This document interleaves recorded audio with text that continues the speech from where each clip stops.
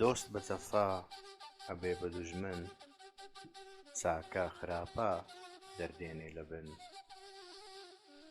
ئێمە لە چوار شت دروستکراوین، لە خاک و باد و ئاگر و ئاوین. ئەو چوارە لەگەڵ یەکدا هەڵناکەن، کێ دەڵێ ئینسان پەی جۆری چاکەن.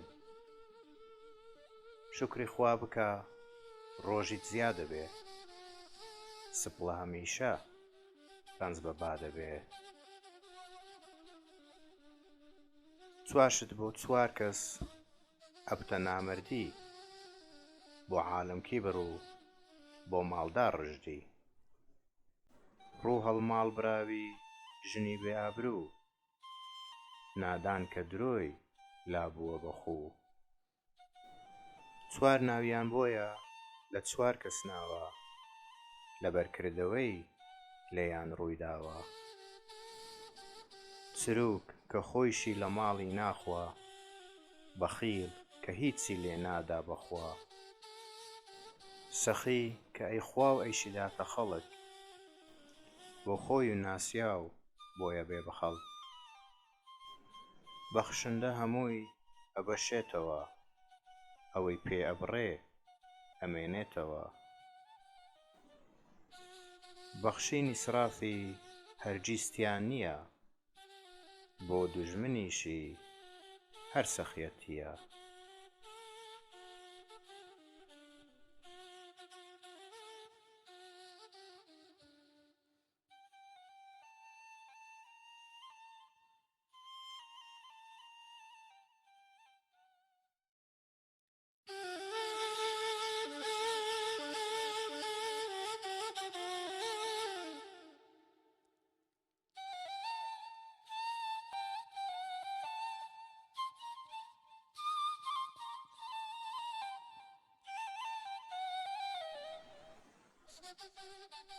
کە لە ڕووناچی کەوتێ تاریچی، چاوت نابینێ پێوە خەریکی.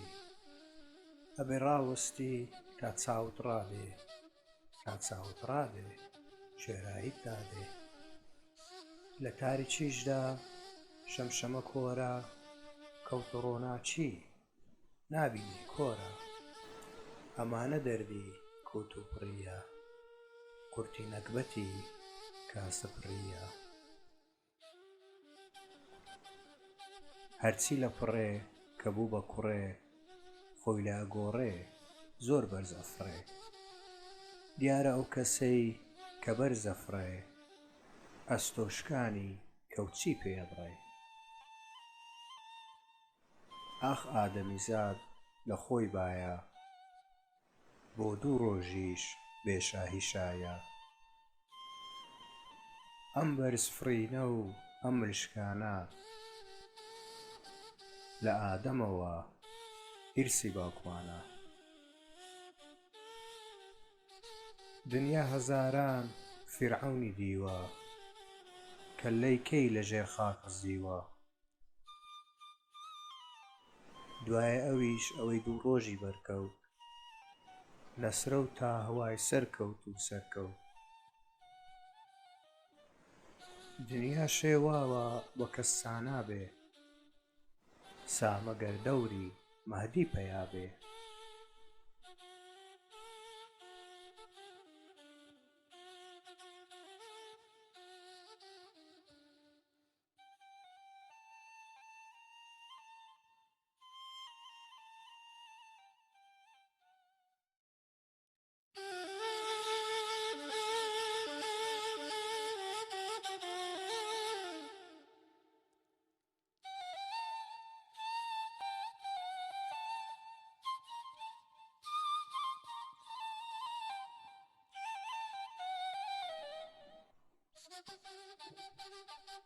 زوڵفی پەرێشان بۆ یار پەسەندە، داوی دڵانە و بۆ ملکە مەندە.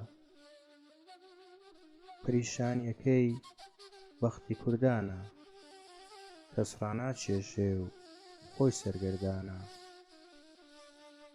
ئۆی زەنگی یەکن لە بنیاکەوە، شانەیش ناتوانێ لێکیان کاتەوە. خۆزگە وەک تووچی قوڵە ڕەشە بووی، لە ئاڵاینە یەک هیچ تێک نەدەچووی. شۆخ و شەنجی یار بە دەمی تەنگە، دەمی فراوان بۆ جەماڵ نەنگە. بەش و نەسیبی کوردەمی یارە، ئەمەندە تەنگە دەم بە هاوارە. ئاسمان ملی دانەواندووە، کورد دانانەوێ بۆیە ماندووە. لێی گەڕێت خوا با هەر سەربەرز بێ، نەنگە بۆ گیانی بە ترس و لەرز بێ.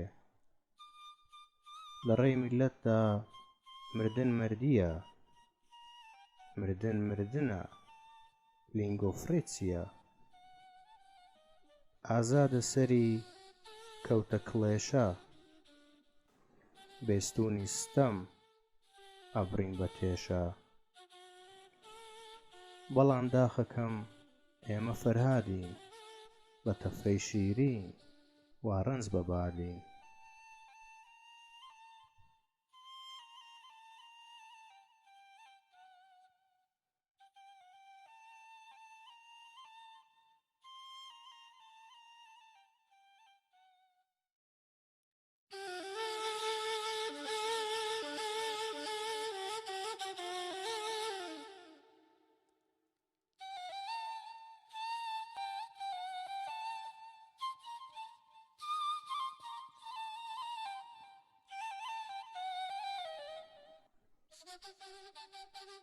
ئەگەرەتەوێ دڵت تەنگ نەبێ، لە دڵتا مەیلی داوا و جەنگ نەبێ.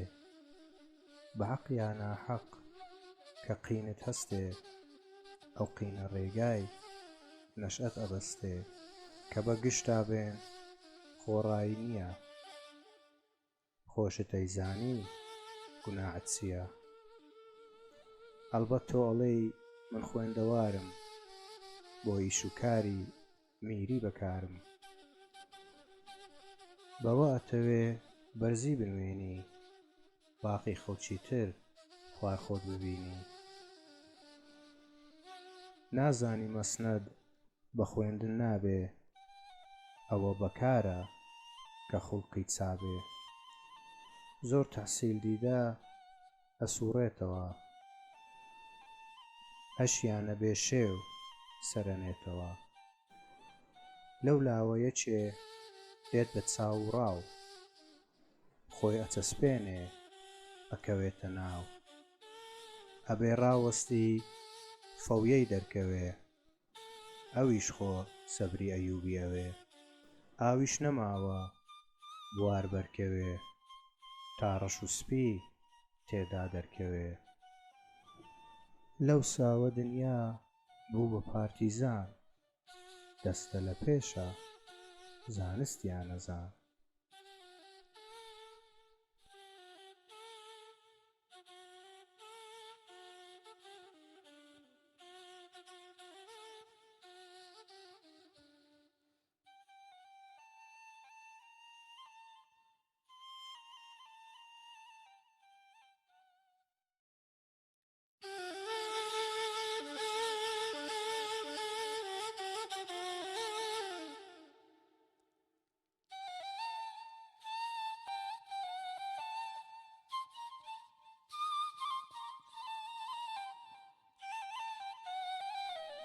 سۆفی ئەڵێ چیم لە عەرش و قورشە، هیچ کەس بە دۆی خۆی نایێژێ ترشە. ڕۆژێ سۆفیە و ڕۆژێ دەروێشە، ئاخووری نییە وەک سنگ هەڵکێشە. خۆی پێواوتی بەڵام شەش گەزم، سەیرم کەن ئەزم وە هەڵ ئەبەزم. کە هاژەی تەرزەی لەپڕ هاتە گوێ، بۆ کوو نەگەڕا کە خۆی تێکوتێ. پیاوە و پیاوەیە خۆی لێ نەگۆڕێ، مریشک کە تەڕا هێلکەی دەدۆڕێ. ئەو پارانەیان دا بە تەلفراف، ئابڕووی خۆیان برد بەلاف و گەزاڵ. ڕۆژێ خەڵکەکان بە ئیبن و زیاد 1000 سوێن دەخۆن ئەچن بۆ جیهاد. ئەگەر کەفارەت لە سوێند بدرێ گەنمێکی زۆر بە فەقیرە بڕێ. سبەینێ کە دەور گۆڕا هەر ئەوان بە ماسکەوە ئەکەونە مەیدان. هەرچی هەڵدەسێ ناوی ڕەئیسە نازانن ئەوە پشتێن گوڕیسە. خۆزگە ئەو کەسەی کە نەناسراوە دەخلی نەئەبوو بەسەر سەراوە.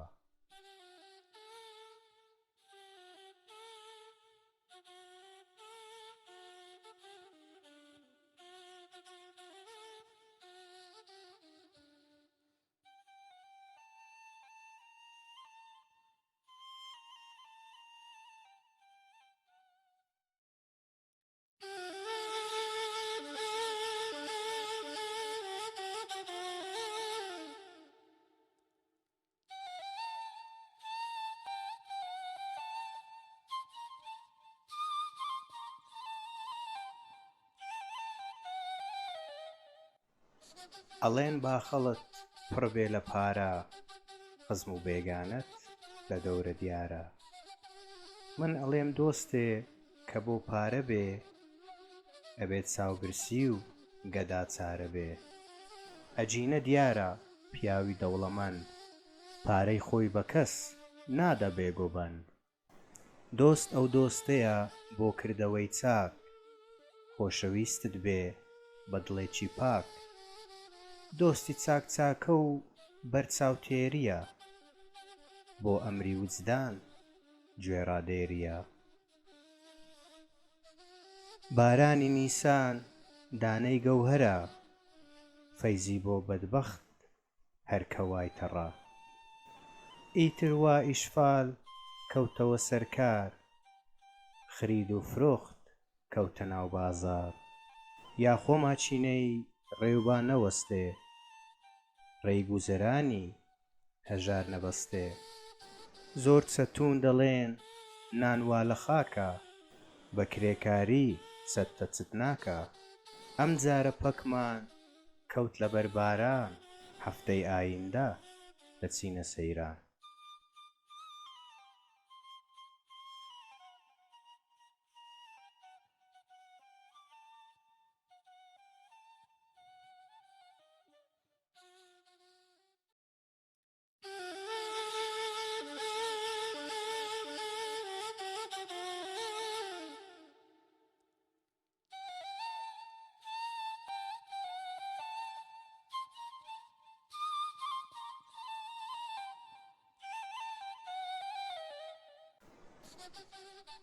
پارە و تەیارە هەردوو وەک یەکوان ئاشکرا و پەنهان زەوەندەی هەوان.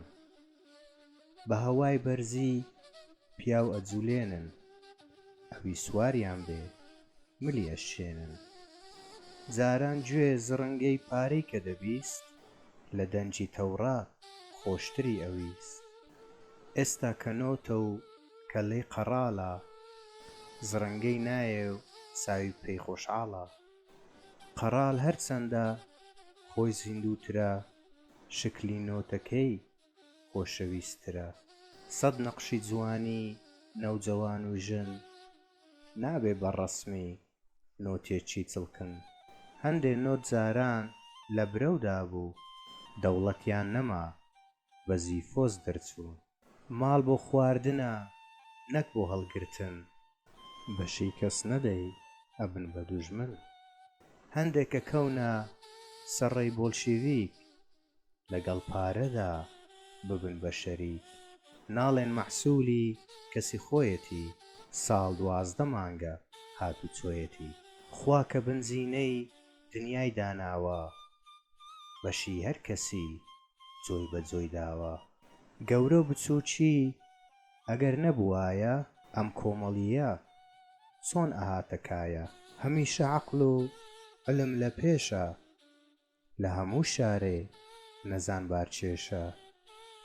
ئەوەی کە خانووی لەبەرد ئەتاشی زۆری پێ نەچوو جێمالە باشی بە قولەی بەرزی خانوومە نازە بەشەر بۆ مردن دائیم ڕێبازە هەر پیرێ خانووی تازەی دروست کرد خۆشی تیا نەدی بەداخەوە مرد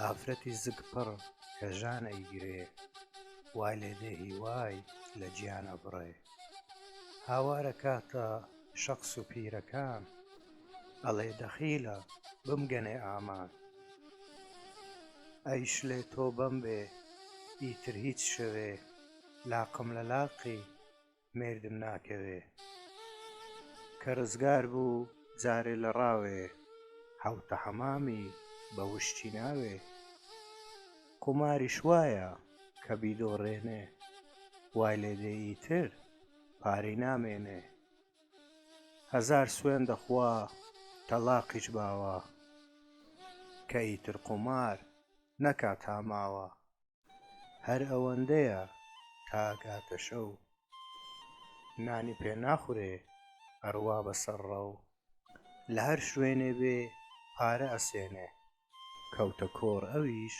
زوو ئەدۆڕێنێ دەردێکە قومار کە بێدەوایە کە چیلای هەموو عالەم ڕەوایە ئینسان لە زینا و شەراب تێرە خوا قومار هەتا بێ شێگیرترە ڕوا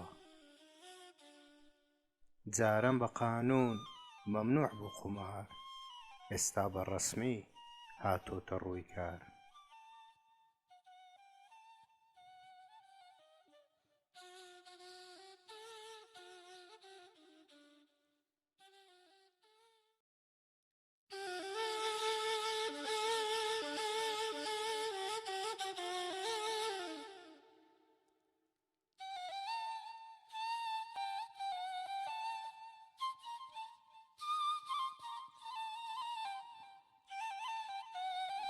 ئەگەر لە پارەی خەڵکی بپرسیت چاو تێر نابێ تا دەمبی برسی ئەوەی بە چاکەی چاکان نەزانێ دۆش دادەمێنێ دوایی بۆ نانێ هەر شوێنێک کە ئاو گرتی ئاوایە دێمەکار چێلان ڕەنجی بەبایە ئاو بۆ خواردنەوە زیندەجی دێنێ لە وزە دەرچێ پیاو ئەخەنچێنێ هەنگ کە بۆ هەندێ هەنجی نەڕژێنێ بۆ پیاوی ناحاڵ ژار ئەپڕژێنێ تاز و قوم نەبێ دەستت ناتەزێ تا پێی پیانەنەیت ماریش ناتگەزێ دەستی دۆستان لە خەنە بگرە دەستی دوژمنیش ماری پێ بگرە هەڵاتت نییە بۆیە والاتی حەلالخۆریە و کەم دەسەڵاتی ڕەمەزان هەرچەند دیسان دێتەوە لە کۆڕی پۆکەر جێی نابێتەوە پارەدار ئەڵێ گرانی چێیە چۆڵەکەی دەشتێ و بەردی دەشتەیە ئۆتۆمبیلچی خۆ ناغەسێنێ بێدەرپێش هەر چاو لە خۆی ئەبینێ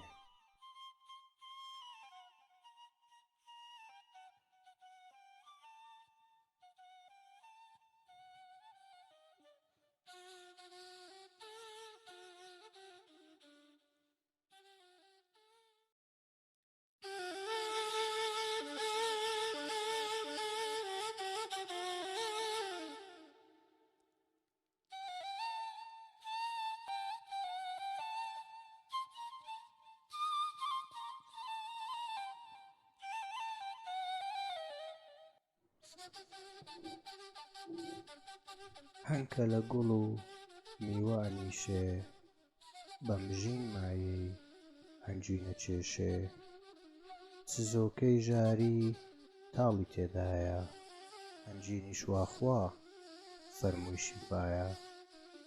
ئەمە نمونەی حاڵی دونیایە، شیرینی تاڵی هەر لەگەڵدایە.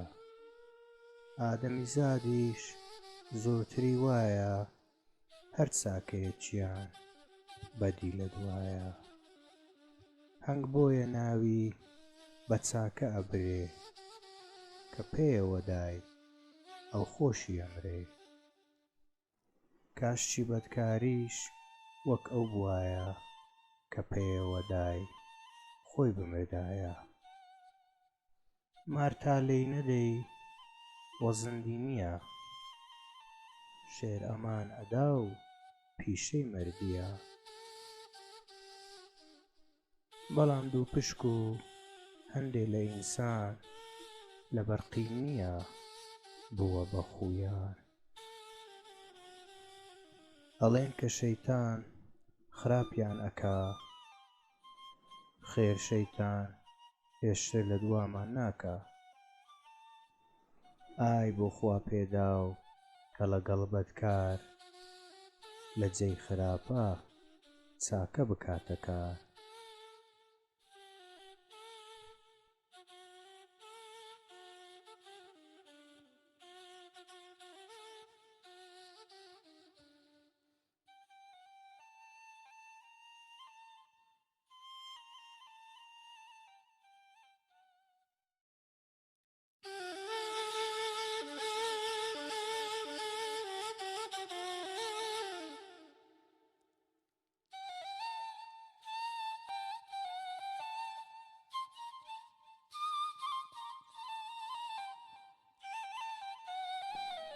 زستان هات هەژار خەمباری دارە، لای دەوڵەمەندیش تەڕی بەهارە. هەندێک خۆشحاڵن قابی نەگۆڕا، بەڵام گرانی قاپی نەگۆڕا. ئاسایش بۆلات مەگەر لە کۆڕە، پیاوی بەهەڵات هەروە لە کۆڕە. کە مەبحوسی بێ خەیاڵی شەوت، ڕاکشێو بن و با بێتە خەوت.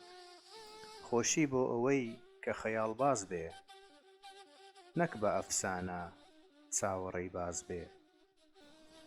تاریکایی شەو ئێوارە دیارە، کوا میراتی کەر بۆ کەمتیارە. یاری جارانمان بابی بابی بوو، سواربوون بە پرسی ناحیسابی بوو. ئێستا فوتبۆلە حیساب بە گۆلە، تەنها بایعی بە ڕۆڵە ڕۆڵە. فوتبۆل وێرگوڵی بکەوێتە نێو، بە شێوەی جڵفە ئەبێ بەجنێو. ئەڵێن بێ ئەرخە ناکەو یەکایە، بە مێردی نییە ئەویش بەخوایە. پارەی دەوڵەمەند دەمت شل دەکا، بەخیلی زۆر جار تەوق لە مل دەکا.